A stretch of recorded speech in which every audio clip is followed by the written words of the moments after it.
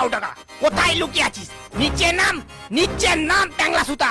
আর যদি তোকে কার্বলিক অ্যাসিডে না চুবিয়েছি তাহলে আমার নামও কালাচ নয়। কালাসদা, আপনি একটু শান্ত হন প্লিজ। আপনি আমার উপর শুধু শুধু রাগ করছেন। তো রাগ করবো না কি বিন বাজিয়ে ধেই ধেই করে নাচবো? শালা এত ভয় দেখানুম, ঘুষ দিনুম, এমনকি বাপুরামের হোটেল থেকে টিকটিকি টিকিয়া পর্যন্ত খাওয়ানুম। আর চাকরির বেলায় ওই শালা ছোট জাত জেলের বাচ্চা জল ঢোরার নাম সুপারিশ করলি তুই। শালা হামারা সাপ হামকোই ফসে, ছবল মারে দুমুখে ট্যাংলা সুতা। বিশ্বাস করুন কালাসদা, আমি জল ঢোড়ার নাম সুপারিশ করিনি। ওকে স্বয়ং অজগর স্যার নিয়োগ করেছেন। তোকে যখন নিয়োগ করা হচ্ছিল তখন তুমি শালা সেক্রেটারি কি ছেড়ছিলে? আমার নামটা আগে বলতে তোমার কি হয়েছিল? আরে আমি তো বলার কোনো সুযোগই পেলাম না।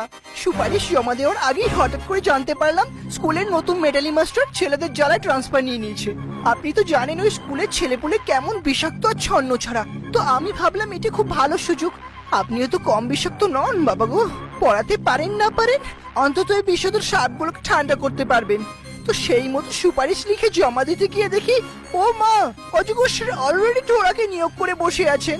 এবার বলুন আমি কি করব? কি করবো বললে তো হবে না, চাকরিটা আমার চাই। তুই ঢোড়ার স্কুলে জয়েন করার 1 মাস পর অজগর স্যারকে ঢোড়ার নামে একটা রিপোর্ট করবি। আর তাতে লিখবি নতুন নিয়োজিত শিক্ষক ছাত্রদের ডিসিপ্লিন আর শিক্ষা প্রদানের সম্পূর্ণ অক্ষম। শীঘ্র নতুন শিক্ষকের নিয়োগ প্রয়োজন।